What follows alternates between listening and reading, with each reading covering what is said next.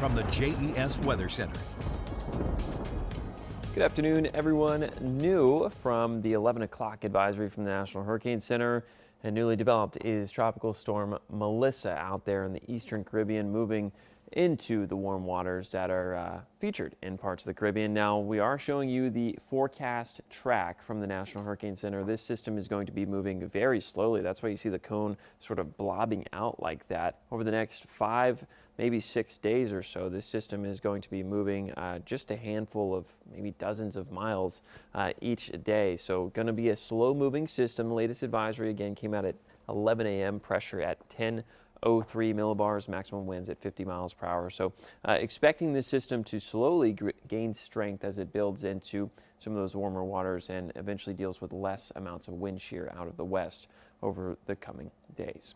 Here at home, we are currently dealing with mostly clear and sunny skies, dry conditions, so no tropical weather here. We're dealing with southwesterly winds at about 14 miles per hour. That is a key component to what we're going to be seeing over the rest of the afternoon. Temperatures already back in the 70s across parts of Martinsville and South Boston, and that is alluding to those southwesterly winds bringing in warmer air. So we're having warm air advecting into the region this afternoon. So afternoon high temperatures getting between about 68 and 75 degrees. I do think Southside and Lynchburg will be the warm spots. Roanoke and the Highlands right around the middle of the low 70s or so, and then parts of the New River Valley 68 degrees.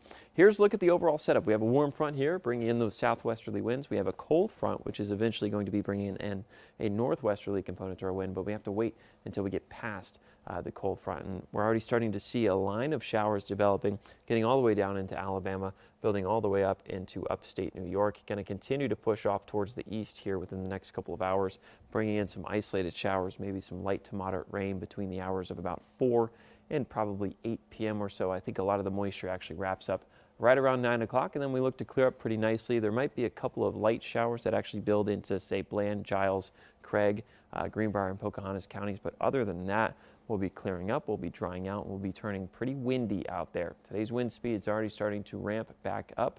We got sustained winds around 10 miles per hour, gusting close to 20 later this evening into the night.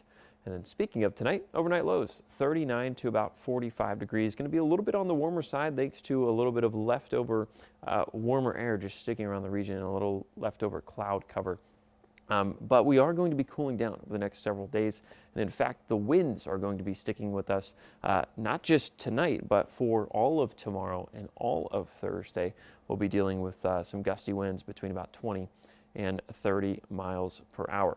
Moving forward, we're going to be dealing with cool, sunny, and clear skies for the next several days as an area of high pressure looks to build in from the south and west. That's what we see on your 7-day forecast. Next chance of rain after this afternoon comes into town early next week, but mid-60s expected for 6 of the next 7 days.